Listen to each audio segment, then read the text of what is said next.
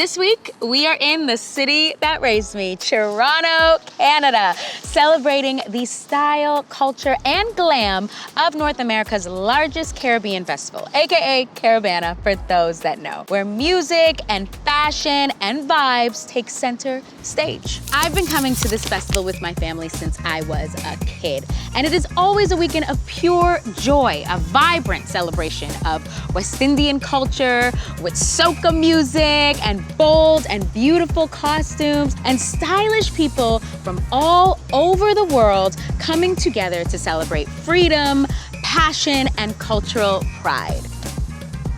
So, in this episode, we're tapping into all of it. From exploring Ode Hotel in Portugal Village to celebrating the beauty of Toronto with our friends at Shea Moisture down at the vibrant Stacked Market. And I'll be sitting down with hair guru and Barbados-born Adrian Carew. And of course, I'm getting fully glam before hitting the road and playing mass with the iconic tribal carnival in the big parade. And there's no better backdrop than Toronto, a city that matches the energy, diversity, and spirit of Carnival beat for beat. Toronto is a city that really never stops moving, with as many things to do here as there are cultures to discover. From Little Jamaica to Portugal Village to Chinatown, it is a global adventure without having to leave the city limits. And you feel that in the glam culture too. Here, beauty doesn't have one rule. It is a fusion of heritage and expression and bold individuality. And that is the magic of home for me. There's a place for us where we could go, where we could be alone. Between city lights, we don't have to hide. I wanna go, do you wanna follow? There's something in the air, I can't explain it, but it's there.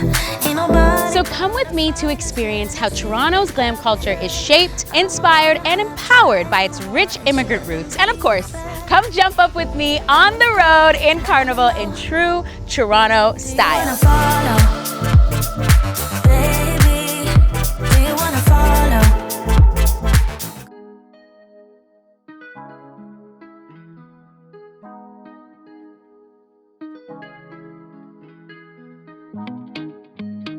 One of my favorite parts of traveling is getting to pick where I stay. In Toronto, it's easy for me to stay at my mom's house and be comfortable, but today I am at Ode Hotel, a boutique hotel in Toronto that I cannot wait to explore. Hi! Welcome to Ode. Thank you guys. I can't wait to see this beautiful hotel. We're so happy to have you. Let's go. Come on in. Ode Toronto is my choice this time around. Ode Hotel is located in Little Portugal, right on Dundas Street West. This area is known for its mix of vintage boutiques, art galleries, and great new places to eat. It's a blend of old Euro elegance and new school Toronto creativity, where street style is effortless.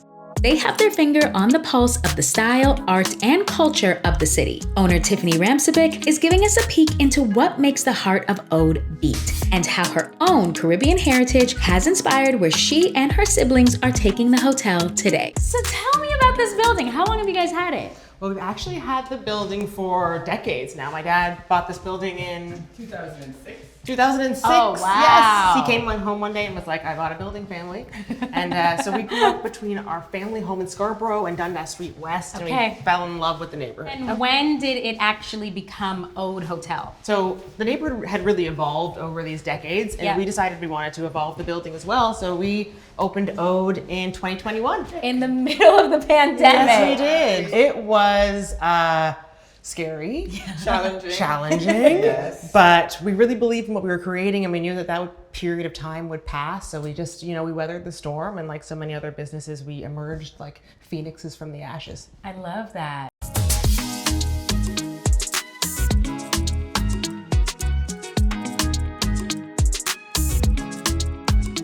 So one of the things that really stood out for me in this space though was all the art.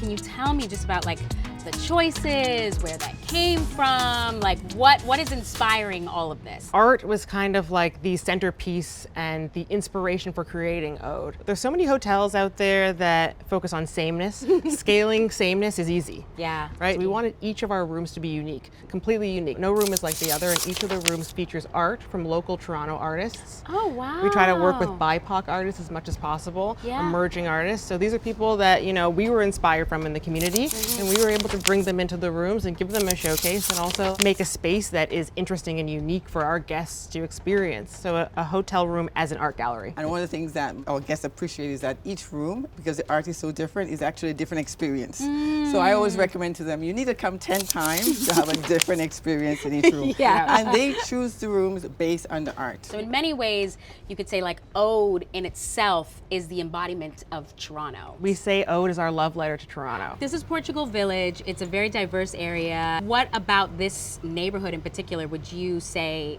makes it like, oh, it's everything you could ever get in Toronto in one space? This area really evolved because we've been here since 2006. So I've seen the changes. I've seen where it started off as Little Portugal and now it's known as Due West or Dundas West.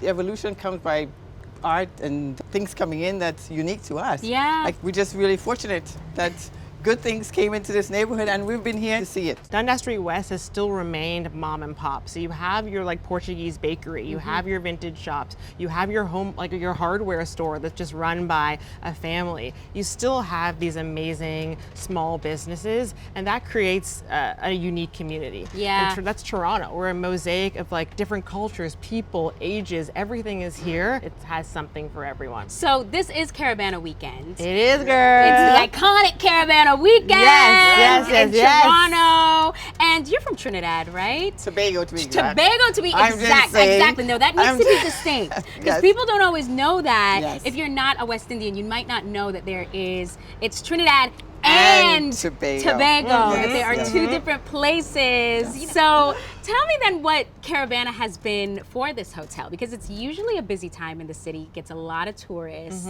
And what is Ode and Caribana? Ode is also an ode to our family and our grandparents who came to this country from Tobago and they wanted to create a better life for their family. So we made this place kind of as an homage to them. So when Caribana is happening, it's such an important celebration of our culture. So of course it's so important to us. We're fully booked up with people who are ready to jump up and play a mass. And we try to infuse that Tobagonian charm and hospitality in everything we do. And that's really my mom doing that. So when guests come in, they're greeted by Mother, our Tobagonian queen. The sweetest message is in this hotel. Just before you're leaving, it says, "Thank you, Mom." You guys are doing everything you're saying. You're paying homage to this beautiful city. You're paying homage to your culture and also just to being proud immigrants, but also Canadians in a city that really embraces both things and allows you to kind of be in this space. Now I'm getting to see, it's like truly thank you, Mom. But also like this is just a little plug. This is a perfect hotel for Mother's Day. Hello. It is, girl. Mom and daughter team. Mother's Day, Father's Day, Easter, Christmas, let's go. Come at any time, especially those times. Yes, Ode is where you can be home in Toronto. Summers in Toronto are always a vibe, and patio season and rooftop season are a huge thing here. So obviously, I had to call my girls to come meet me on this gorgeous rooftop. Today, I'll be joined by singer, songwriter, and one of the top rising artists in Caribbean music, Naomi Cowan. And actress, producer, dancer, performer extraordinaire, and one of my great friends, Allison Edwards Crew. Hi, friends. Two women who know a thing or two about getting glam, whether for red carpets or taking the stage. You guys are both exceptional performers. I know you both in performing capacity. Allison, who I've known forever. Allison and I started because we did theater together. And then she did my web series. I've known Naomi because, I mean, at this time you were presenting and hosting, but you were doing music at that time too? No, at all. Wow. It was hidden in the back seat. I kind of hit that wall where you're like, what do I really want to feel like every single day for the rest of my life? And I recognized that the one thing that brought the most joy was music. Oh my gosh. I think that's amazing. Yeah. It's a deep journey. Performance in itself has a glam. you have to experience glam, you have to experience other people's interpretation of your glam and the good and the bad. I think with theater especially, there's a lot that gets just put on you. Yes. So kind of understanding the silhouettes that work for you, which I find influences my personal life. I remember I was doing Little Women and like all the puff sleeves and I started buying puff sleeve stuff and I was like, Allison, this is not you. It's because you keep looking in the mirror and you're like, this is nice. Yes. But this is of a period. But isn't it kind of you if like you play a character that inspires an element of like a new look? Yes. Or is it you just continuing playing the character? I think a little bit of both because you keep seeing it and you do look good. Yes. Because they do a good job of choosing something that looks good on you, but it's not actually a reflection of my personal style or what I actually like. But I do find with color, like I wasn't someone who really wore red, and then a couple years ago I did show red, this beautiful red dress, and everyone was like, oh, and I was like, do I wear red? Is this my color? I think I do wear red, so I find that it introduced me to colors that I maybe wouldn't buy for myself. I'm sure styling-wise for a music video versus maybe playing a character in something. I mean, my journey, that's why I've been making all these faces, because my glam journey started when I was about 14, 15. I started doing commercial modeling. Oh, wow. And then I ended up doing pageantry. So I was Miss Teen Jamaica. You know, being on these commercial sets and people are putting clothes on you and putting makeup on you, but in your teen years, you're just not really paying attention to it. Because I've been on that journey right now over the past year. Prior to me releasing this new music, I've been making subtle changes in my aesthetic to represent how this new music feels. I wanted people to see me a bit more, but I could tell that I was being hidden by all of the hair. Yes. You weren't getting Naomi. You were getting just like cutesy reggae girl. Yeah. And I challenged myself to strip that back. I'm a singer, I'm a songwriter, I play the guitar, I produce. So I've thought to myself, all right, I want to still remain feminine and beautiful and gorgeous, but let me find a way to reveal more of who I am so that you can listen in a bit more. And I've found that it's been effective. Almost like a nice, refreshing feeling to know that, wow, letting your guard down in that way is more powerful than you know. Yeah. Subtle glam, natural glam is still glam. And so getting to a space in your beauty journey where you're like, I actually feel my most beautiful stripped down, to me is equal parts as glamorous as the beauty girl version of you that was competing in a pageant. I personally do feel different when I wear different things or when I do my makeup different. Like, same. is she younger? Is she older? Is she more severe? Is she, Right. all of these things I feel like, I think sort of what you're saying, it kind of makes you learn how to do your glam in different ways to get an idea across or a feeling across. As I say that to people, I'm like, you don't realize it, but even the bad experiences grow you. Yes. Because you do learn that you're like, actually, I don't suit contour, or this contour is not it for me, or your interpretation of my face is not how I see myself at all. And they are an artist, so it is their interpretation. It's not always like, oh, they're unqualified, they're bad, but sometimes it's just like, they looked at you and they highlighted a part of you that you're like, I don't highlight this. This is you're like, I'm good, and that's hard to communicate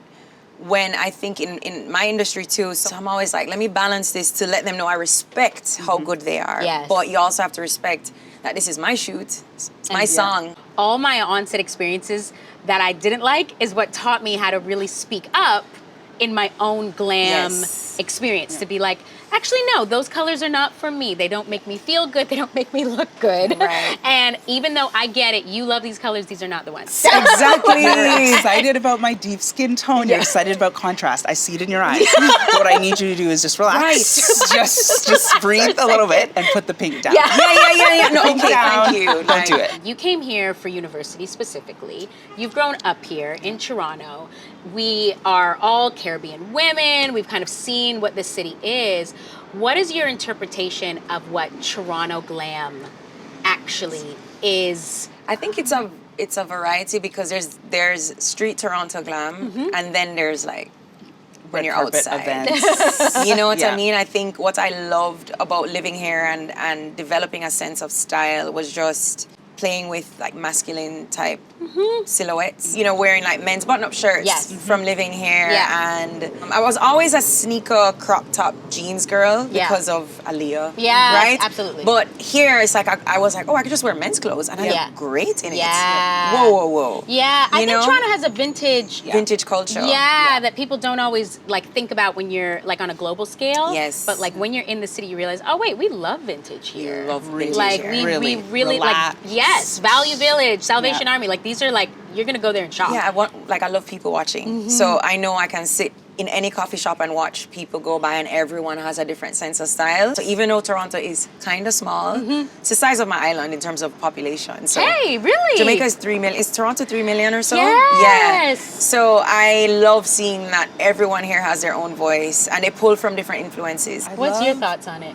I feel like in Toronto, it's face for me. I feel like I'm very rarely drawn to people's outfits, but I'm usually like drawn to their face or their beauty. skin or their lashes or their nails. But then these are also things that I love. I love a face. Those are the things that I'm drawn to. Yeah. So I see a lot of that. It'll be like athletic wear, but the face is on. Yes. It'll be very relaxed or androgynous, but then the face is set. Yes. And so I like, love are you that. seeing like almost a full beat or just kind of like a unique interpretation of their own A makeup? unique and kind of ease-filled look to it, because it's never, I feel like Toronto is a little bit laid back. Yeah, because people are getting up and going too, right? Yeah, they got Meaning things you're to getting on a train, do. you're doing this. I hop on bicycles once the weather is good.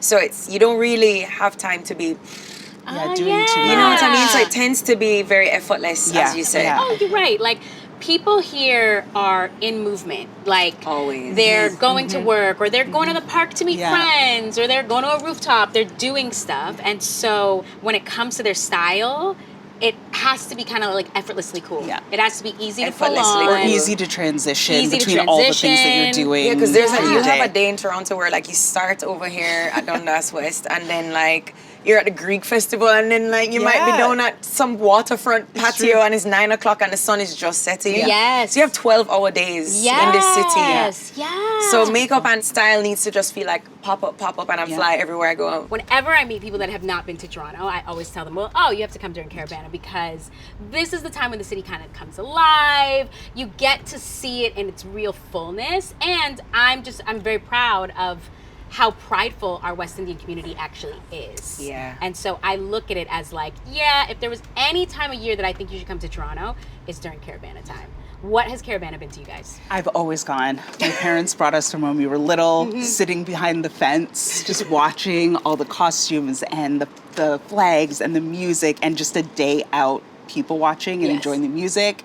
And I feel like, especially when we were little, it was our tie to, my dad's from Jamaica, my mom's from Barbados, so it was our tie to the islands, because we couldn't go. It feels like going back there. Like you're saying, if you want to come to Toronto and you want to see how many West Indians there are, if you want to see every flag, if you want to see flags you've never seen before, if you want to find out who people really rep, because we're Canadian, but everyone's got a flag. Everyone's like everyone's ready. got a flag. They've got 2 flags, Yes. because it's like we were talking about earlier, it's like a combination of a lot of Caribbean islands. Yeah. So everyone's like a little bit of both islands. If you want to see mixes that you've never thought of. in You never Toronto. thought, you're like, It is in how did Toronto. you meet this person? Yeah, Can I you be see your superficial flag. though? Yes. About Caribana? Go. So for me, my experience living in Toronto, because I've only lived downtown, Yeah. I was like, this is where the black people come. The first Caribana, I was like to my roommate, I was like, there are men outside. They just appear. Yeah. And it's like, it's Toronto men, it's men from New York, it's men from everywhere. But it also is, it's a flirty season. Yes, it is. It's like, come out and be flirty, have And, like, fun. and be naked. Be naked. There's just like, it's really something for me. Be is naked. Be naked. And it's not this like weird sexualized thing, because No. it's just part of this Body celebration. positivity. There's a saying that I always see around Carnival time in every country, and it's Carnival is woman. Because what I do love about a good Carnival day is the girls get a chance. It's like a wedding day. You get a chance to head to toe glam. Yes. Because it's just like the girls just get their moment. They do get a moment. Yeah. And because in our industry, we're doing it all the time. All the time. So for me, it's like, oh, that's so much work. But I love to see it. Yes. But that's the thing. I do think everybody should have a moment in their lives that gives them that kind of glam. Yeah. And for some people, it's Carnival. For some people, it's your wedding. For some people, it's like us performers, it's kind of all the time. Showtime. It's Yes. showtime. Seeing yourself in a super different light, you know, and recognizing like, whoa. I don't know, it's just like, absolutely. Like every girl is a celebrity at Caribana. Yes. Everyone is the main character. Every girl look good, and Yes. it's so... As nervous as you could be for the costumes, I know we're gonna put it on and be like, this is the prettiest I've ever looked in my life. There's nothing I can't do. Like, and your breasts are just covered by gems. Yes. This is how it should always be. It's uniquely nostalgic, it's fun, and it's like, it's a rite of passage in growing up in Toronto or just coming to school in Toronto. Anything to be spending some time in this city, you kind of have to experience. You have to. Like the beauty of Caribana.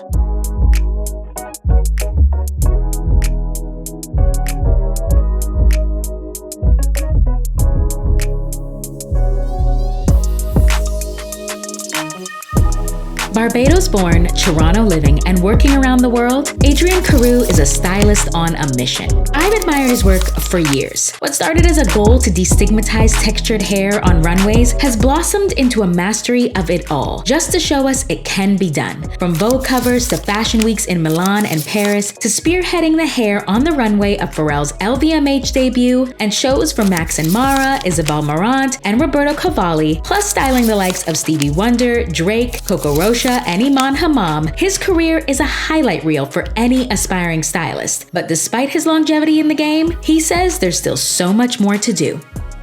Adrian's studio is located in the heart of Church and Wellesley Village, where self-expression is celebrated through bold makeup, hair, and vibrant fashion. This is Toronto's hub for creative professionals and one of the many areas shaping its inclusive approach to glam.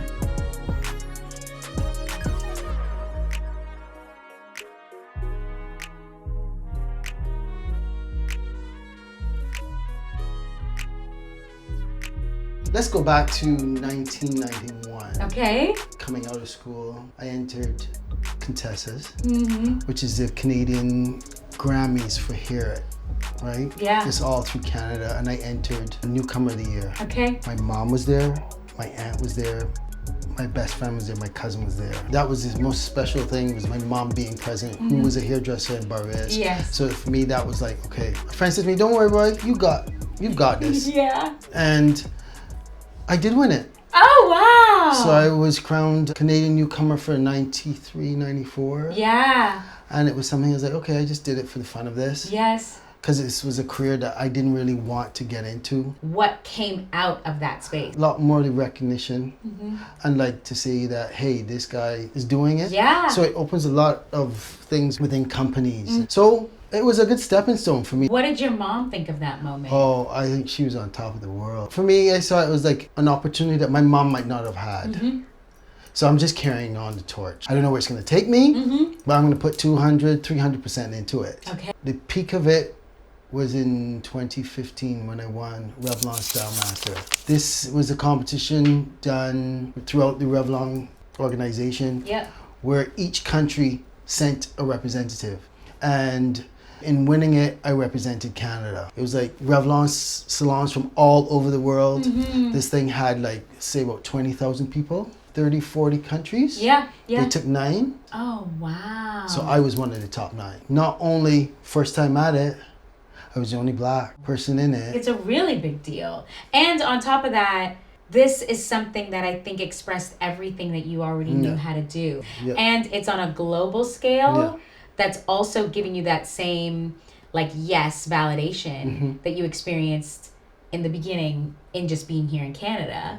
And then now we're like, okay, globally, you're also getting that nod to say, like, you are in the right place. You're doing this thing that you're supposed to be doing. You know, sometimes life has a path that is made for you. No matter what you do, it's going to bring you right back to it. Times you think you're a little bit deterred from it. I was like, you know what? I got things to do. I think it's easy as a creative, like your head's down, you're focused, you're doing your thing. And so you don't always know what it looks like for you on the outside. And so in that moment, did it feel like, okay, wait, I'm not crazy. I am doing this thing brilliantly. I am deserving of awards. I'm very hard on myself. Okay. So I never thought that, okay, I'm deserving. I always thought, how can I do better? And what is next? And how I'm going to make this curl even better. Yeah. So I entered it the following year again and won it a second time. And so then, I guess now take me into kind of what Toronto has been for your career. And I know your career to be very global. You are representing Canada, but it's taking you to another country to do that representation. So there's always something that like ties you back to Toronto, ties you back to Canada, even though you get to spotlight on a global stage. Well, when you think about it, Toronto is my home. Okay, let's rephrase that. Toronto is where I live. Yeah. Right? Barbados is my home. I've been living here since '89. Yeah. It's given me platforms and opportunities to cultivate this career that I've fallen into. Yes. And mastering. Yeah. So I still come back here. You know, I've had salons here. I've built a name in areas that I don't even think that I haven't realized that I'm in. Yes. This whole global lifestyle, it's just another path that I fell into, an opportunity that I grabbed hold of, and starting slowly, working my way in, and it's taking me to sit in some spaces with big wigs and big people, and people that have always admired. I never thought that I would be sitting with them. Yeah. But people think that I was capable of sitting with them. Absolutely. And I still think that I am on my journey to doing even more. Yeah, this city has a lot of talent. Yeah. You know, they just need the opportunity. Toronto has especially this bubbling generation of creatives that really do just need the platform. There's so much creativity in this city that sometimes it almost feels like people don't even know where to go with it. I find your career so fascinating because it's like you are here, you are making those strides for yourself. We don't even realize we're at the forefront of creating because the world has not seen global citizens the way we have created it for ourselves in this city. So you have people first generation, or they've moved to this place, they've lived here for a decade or 2 decades. And so this is a place that they consider their home. It's created certain opportunity or certain education for them, but they also have a beautiful, large, worldwide view. So their ambition is huge. It's higher than this city. Yeah. A lot of us think that we need to get to the top. You don't want to take it step by step. They're going straight to the top. If you take it step by step, you're going to make it to the top. Yes. And you're going to make your mark as you're going through, right? Yeah. We are talented. We are creative. Take your time. Yeah. This is fine. The sides are fine. The bangs are fine. Just like pieces. Okay? Looks really nice. Yeah, thanks. I guess I'm curious then, like, what do you feel really ready for in your career? Always getting better. Always improving. My goal is to be a key. Yeah. In our industry, keys are the person in charge. Yeah. Right? You've got a key makeup artist, you've got a key hairdresser, you might have the key stylist. Yeah. You know, I've done a couple shows where I've become the key. Yeah. And I was lucky. I wouldn't say I was lucky, I guess I was talented. You're enough talented, to do you're it. deserving, yeah. And this happened my couple times going to Milan, first times around. Yeah. I keyed a lot of shows here. Yes. For designers, for Greta Constantine here for years. And Greta Constantine is a massive designer. Like, that's a major, they're dressing Julia Roberts. Like, this is big. So that is a big deal. Yeah. And it's all about, you know, how you organize, being a leader and being a respectful leader. Giving people opportunities to shine. Yes. You know, even though I've keyed, I still go in and I still love assisting, which is even better than I've done shows like Louis Vuitton Men's, 3 seasons. I've done Bali, Todd's, Casablanca, Maximara, Bortocavali. Yes. Oh, there's so much more. And most people don't know that that's the balance of these careers, is understanding when you're supposed to be the leader, when you're supposed to be the help, when you're supposed to be the assist, when you're supposed to just be the inspiration. Like, that's what's going to give you that longevity and also give you the skill set that you'll be able to do literally anything. Correct. Anything at any point. I was working on Etro and I was standing there helping the key. We were finishing up somebody and I'm assisting him, and he goes to me, "Oh, so what other shows you're on?" I said, "Oh yeah, I'm doing Tokyo James tomorrow." He said to me, "So who's the key on it?" I said to him, "I am." He stopped, he looked at me, frowned. I said, "Yeah, it's okay. We got things to do. I'm here for you. Let's go." Yeah. You're working on the glam side of fashion, right? Like high intensity, and it's a lot of work. What is your definition of glam? For me, glam is can be individual style. it can be manufactured style, it can be created style. It's just the way how it's presented. Yeah. Each component supports each other. Yes. Hair supports it, makeup supports it, clothes support it, nails support it, shoes support it. Yes, the whole thing is glam. Yeah. It's not just one thing. It really is. You know? The glam is truly the culmination of all of it coming together and making a lot of sense. The glam fam is so important. Yes. Even in a massive show, the hair team has to be working with the makeup team, has to be working with the styling, has to be working then with the storytelling of the designer. Correct. And all of that is glam. What you see walking down the runway, there's so many meetings that go on behind the scenes. And you have tests. Yeah. And the designer, okay, so what do you think? You bring it, you do the hair test, and if it's approved, fine. They do the makeup test. If it's approved, fine. If it's not, you have to go back to the drawing board. Yeah. And people don't understand that glam can be that intense. Yes, it's glam. Do you consider yourself then a storyteller? I try to be. Yeah. I shouldn't say I try to be, I am. Because anything I do, I sit, I stew in it, and I think about what's the overall result. I'm not just going to do it just for doing it. So I guess I'm telling a story by just making sure everything is right when you walk in. I want heads to turn. Yep. I want you to feel glamorous then. As a Bajan man, as a West Indian, what has this time of year been for you, just in your time in Toronto? Oh, Carnival for me is in my blood. I just like the expression and the feeling and going back to the roots, you know, and the glam that comes along with it. Absolutely. You know, and the music and the vibes and seeing your friends and your family and being able to relate to people and... Nothing's like it. No. Nothing's like you know? it. And my world still blends into that. Absolutely. And I'm happy to be able to... Just like be you part of said, it. because it's Yes. glam. It's Yeah. like, I think that's to me what is the highlight of this time, is it's like you get to really see how people bring their heritage to the forefront in a glamorous way. Yeah. And it's something very unique to you hear. know, and as a proud Bajan, I love Barbados. Yeah. I love mine, you know, and being able to represent and push Barbados Here. across the pond, on the circuit, and being recognized by them because they gave me Unsung Hero from Barbados. No way! Yeah. Oh Yeah. my gosh! So they Canadian chapter presented me that huge award as Unsung Hero Oh, around, wow!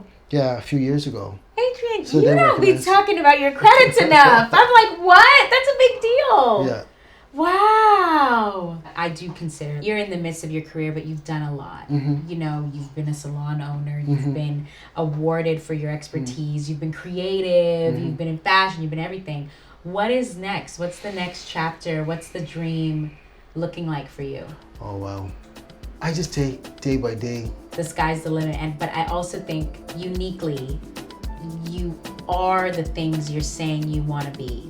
Manifestation. Yeah, like I think you're all, it's like weird. It's like I hear it of like, yeah, this is what I hope, but I'm also like, you are those things.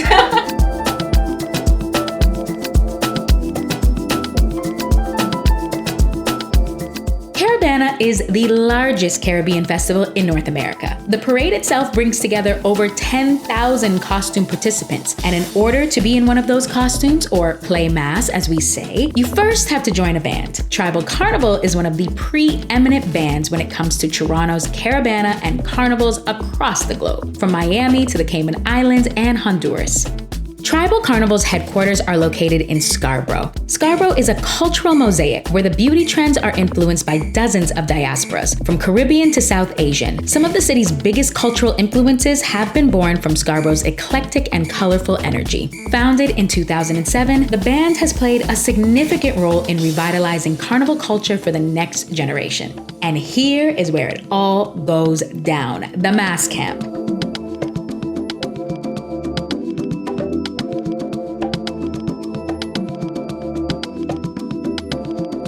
this year's Carnival Queen, Cannisha Edwards, is taking us behind the glam and the feathers to see it all before she gets ready to play Big Mass tomorrow at the King and Queen competition. Okay, where are we? So we are actually in the warehouse of Tribal Carnival. Okay. So right now, we're in production. We're just getting ready for Carnival. Yeah. You can see there's backpacks here. There's everyone working. Okay. There's a lot of actual people working on different things like the bras, the panties, the belts, headpieces.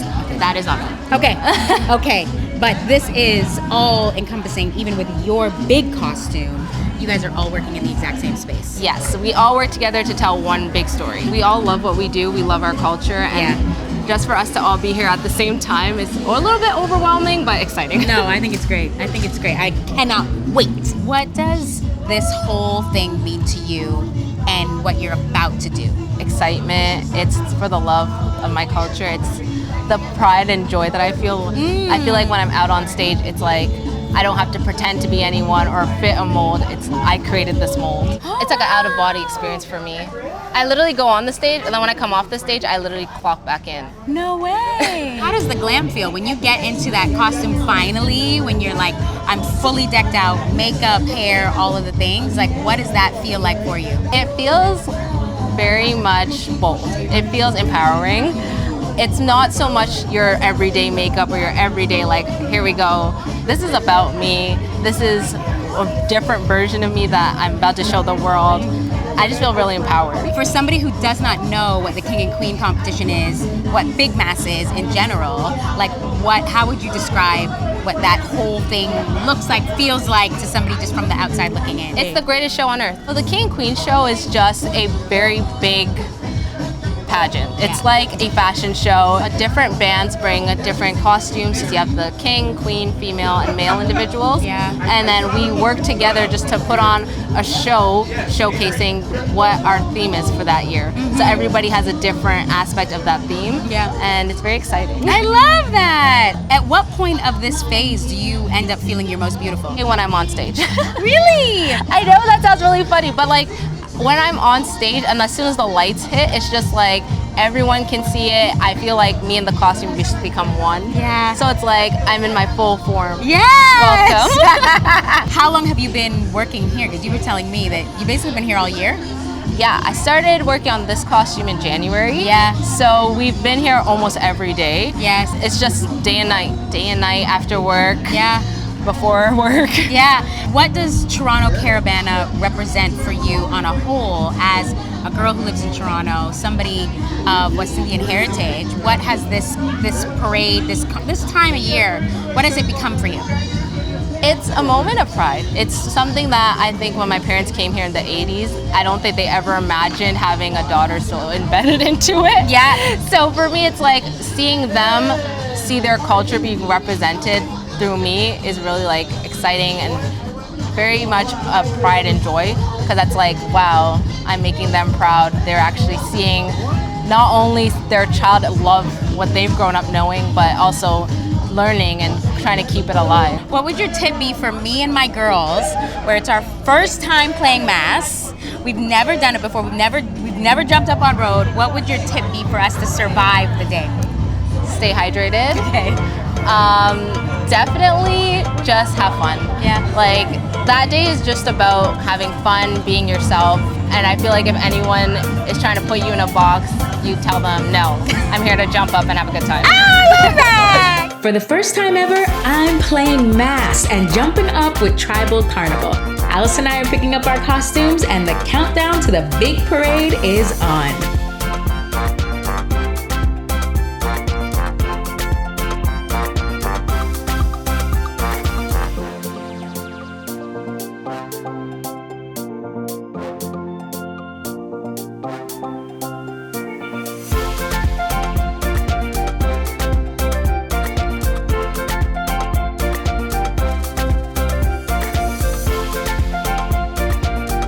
But first, my absolute favorite night of Carnival weekend, the King and Queen competition.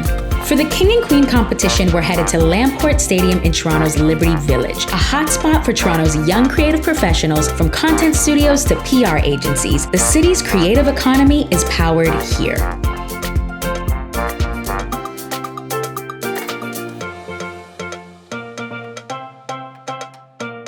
The King and Queen competition is my absolute favorite night of Carnival weekend. Tonight, I am here with my mom, reliving memories and making new ones as we take in all the vibrant energy, the costumes, the crowds, and the delicious food.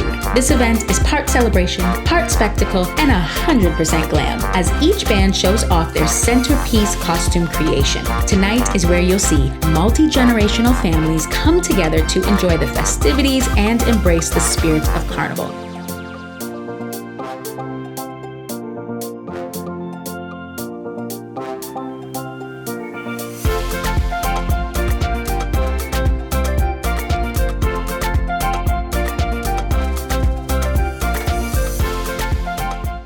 Tribal is Carnival.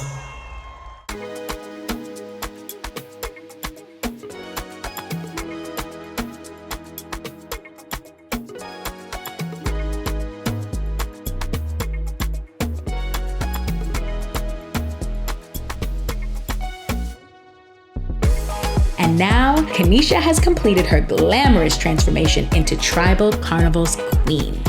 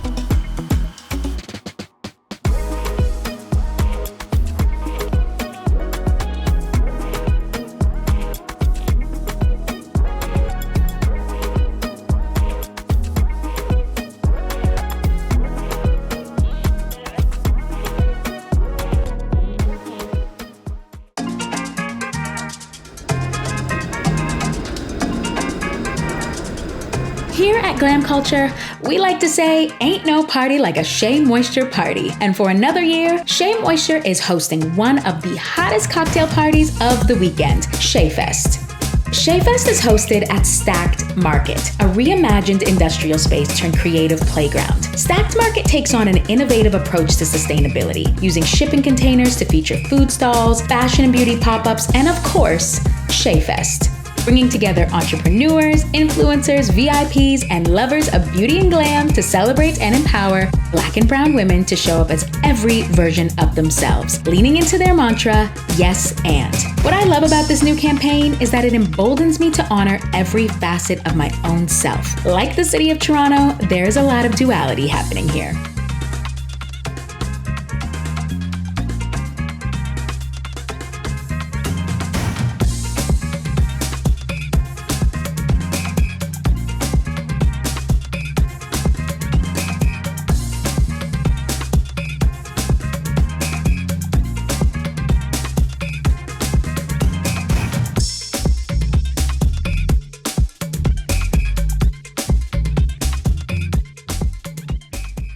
Maureen Kitheka is the head of marketing for Unilever and the woman behind Shea Moisture Canada's many innovative activations that bring the community together and celebrate every version of us. Not only is she amazing in her career, she has a vibrant style and fashion sense born from her Kenyan background and her own very personal journey with glam.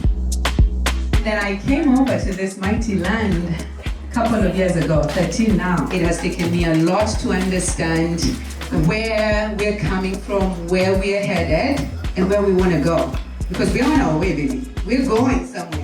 Wow, it's Carnival weekend. I kept seeing like Shea Moisture posters all over the city and like the yes and all over the city. And I don't know, it just felt so special. It's like you're home in Toronto for this Carnival season. It's a lot of celebration. It's a lot of culture. Oh, yes and celebrate your beauty, celebrate your hair, celebrate who you are. I want to kind of start with this weekend in particular, what the importance is of Shea Fest, of just like what Shea is in Toronto at this time? Joy, there's intentionality, but I think it's also a pivotal point for us to stop and think about the Caribbean community. They've given it life and welcomed us to join with them. Oh, wow. Like, it feels very special and very intentional. Like you said, it feels collaborative with a community that has been here and has embraced this space. We kick it off today with a big party. Again, we know the people we've interacted with. Yes, you are that and this today, and you're going to be that all that more. What is your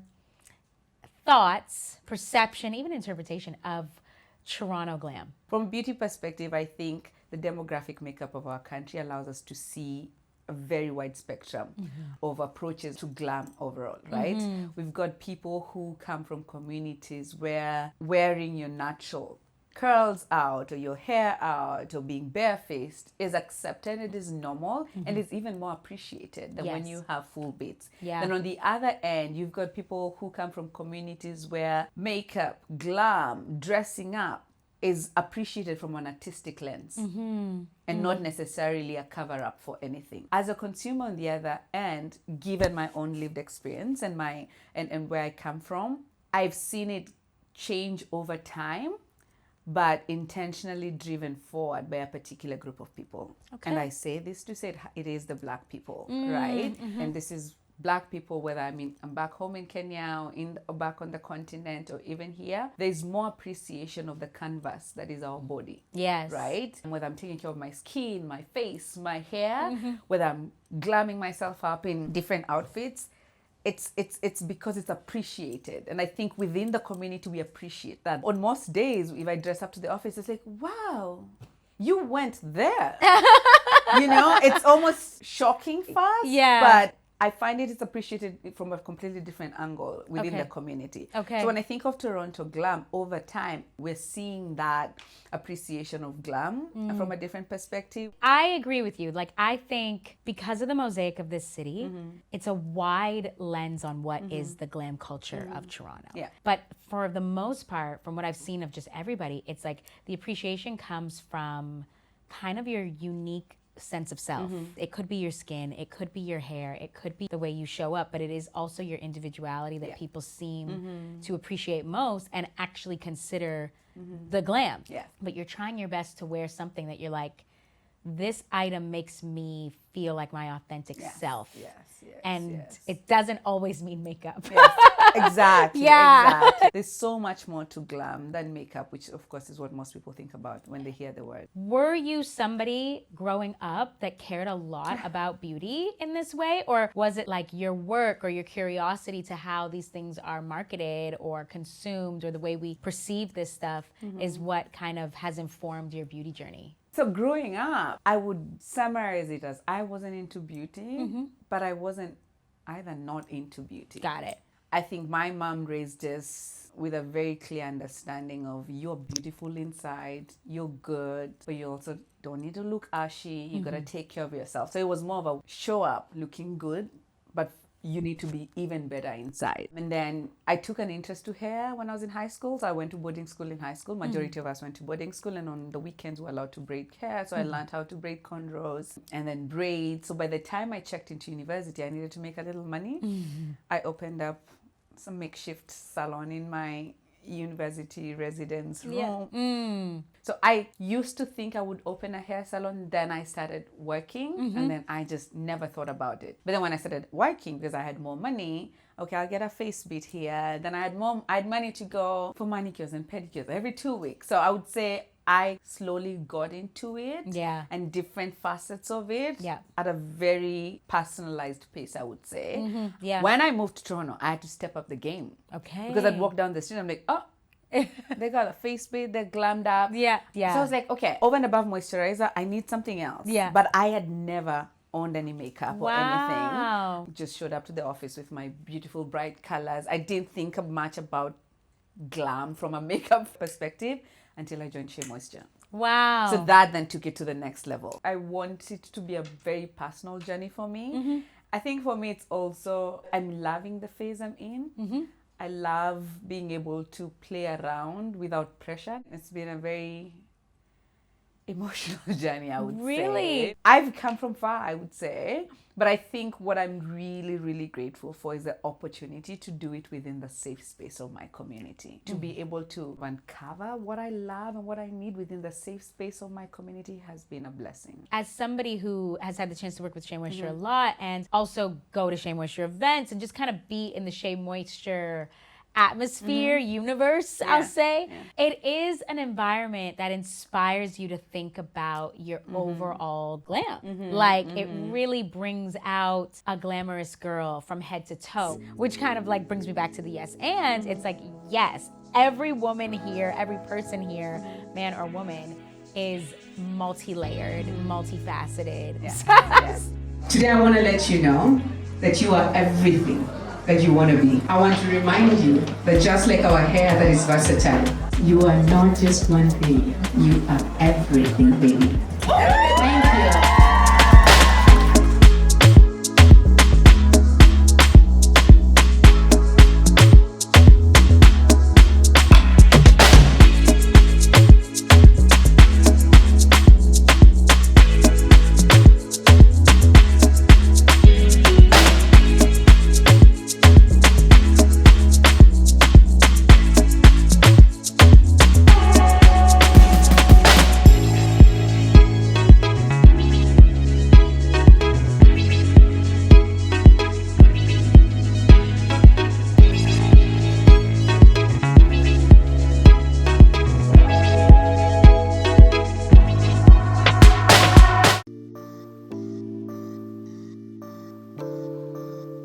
My typical glam leans classic and timeless. I like a clean look with the occasional pop. I've enlisted one of my favorite makeup artists, Danielle Mattis, to help me create a look that is going to stay true to my most glam self and also take me a little out of the box with that carnival zhuzh that I'm looking for. I am so excited to hit the road, so let's get in the chair, get this face on, and put the complete look together. What would you define as like Toronto glam? When you think of living here, what do you see on a regular basis that you would say, oh, this is how I would indicate that's a Toronto girl? People are now getting comfortable with makeup. A lot of my clients, they don't even wear makeup. When they get their makeup done by me, it's like their first time wearing makeup. So when I ask them, oh, what are you comfortable with? So we're slowly like introducing it to them, and I think it's through ways of having like Black makeup artists where they love it, they feel comfortable, right? And then they can learn and want to apply for themselves. I get to experience a lot of makeup, and so now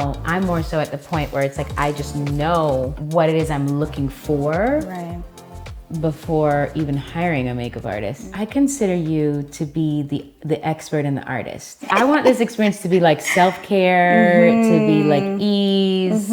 And so I don't want to come in here and to be looking in a mirror the whole time. Like, what are you doing? What is that? What's this? What's that? I appreciate that so much. I'm like, you trust. Considering today is Caribana and you're doing my makeup, what is the difference in the makeup look you've done today versus ones we've done in the past, which is normally for like event, press type of thing, which I think to me still requires the same kapow. Same glam. Same glam process. Well, I did a lot more color on the eyes. And you're gonna see like your liner underneath is not black and it's not brown. It's a different color, girl. Okay. But the skin is pretty much the same. I did a little bit more blush, like more pink on the cheeks, but the eyes are different. Okay. I wish I saw more glam like this. Oh. For Carnival. For Carnival, yeah. Just like beautiful. Like colors, yes, but like in a tasteful, like in a wearable way. In a wearable way. Where it can translate into other spaces afterwards. I don't know how this day is gonna go.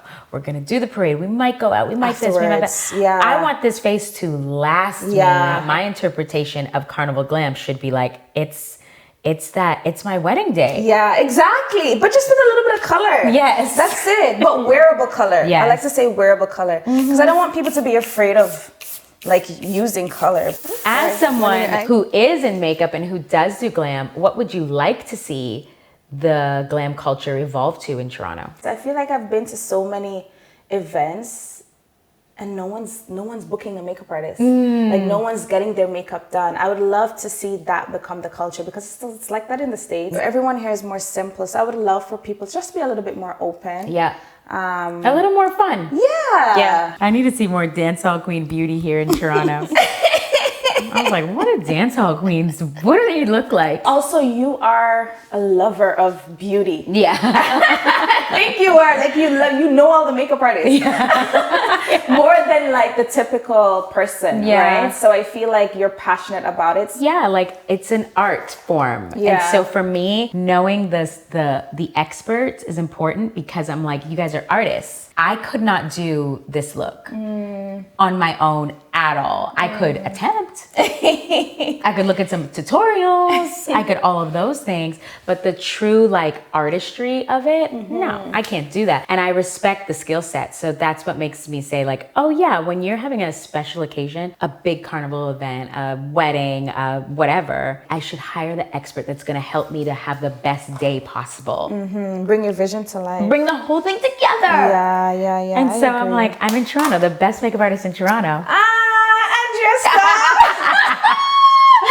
It's my girl. You're always gassing me up. I swear. I'm like, it's perfect. Into it. No, I love. Very pretty. She's literally the best. She always gives me the best face. Oh my gosh. Honestly, I package her up. I bring her everywhere with me. And it'll be so easy. Like, here we go. New city, new girl. And look at her tiny. Gorgeous. Usually when they give you like a little to go, it's not this cute. Yeah.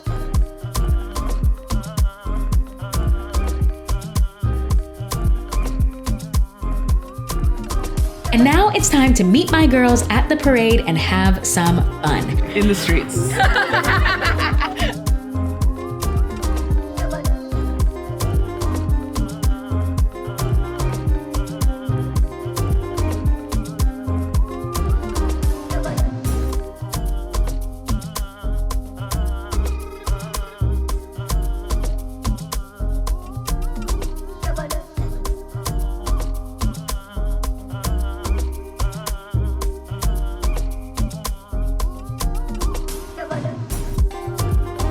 Caribana has grown tremendously since it was founded in 1967 as a cultural gift from the Caribbean immigrants to Canada. That first year, it was less about spectacle and more about connection, a way to bring the rhythm, color, and spirit of home to a new land.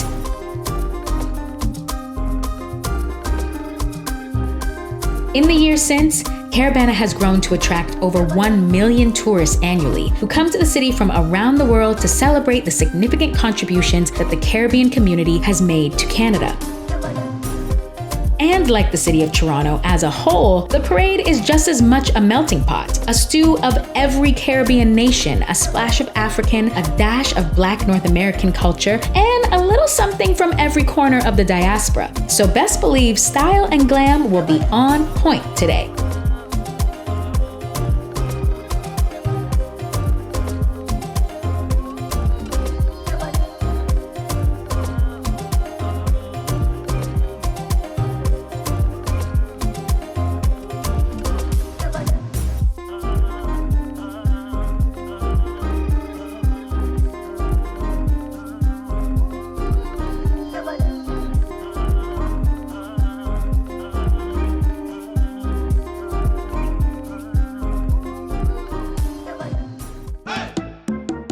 The iconic Caribbean Parade takes place along Lakeshore Boulevard, a long-standing backdrop of Toronto's creative scene, transforming the waterfront into a runway of West Indian glamour.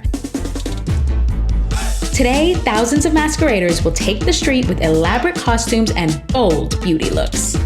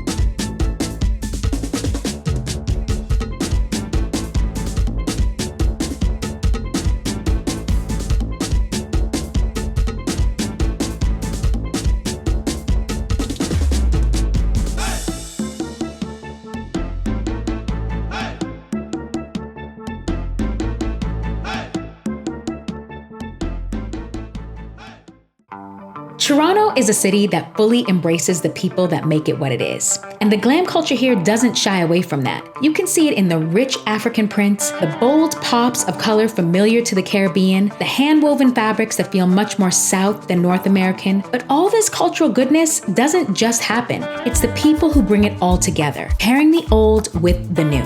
It's taking the traditions passed down from parents and grandparents and putting a modern spin on things. And nowhere is this more apparent than in the salons, in the art-filled spaces within the city, and of course, within Caribana, which is why I am very proud to say that I am from Toronto. And I cannot wait to see what this next generation of creatives creates here in this city, what trends they usher in. But for now, I am off to my next adventure, and who knows, maybe I'll be in your city next. Anyway, bye! Follow, baby, do you wanna follow? Come with me, do you wanna follow? Baby, can't you see that? I wanna go and I wanna know. Do you wanna follow? Baby, do you wanna follow? Come with me, do you wanna follow? Baby, can't you see? I wanna go and I wanna know. Do you wanna follow? I can't understand why we can't hold hands, but they don't know what we have is real love. Aren't you sick and tired of having to hide? I know a place. Do you wanna follow?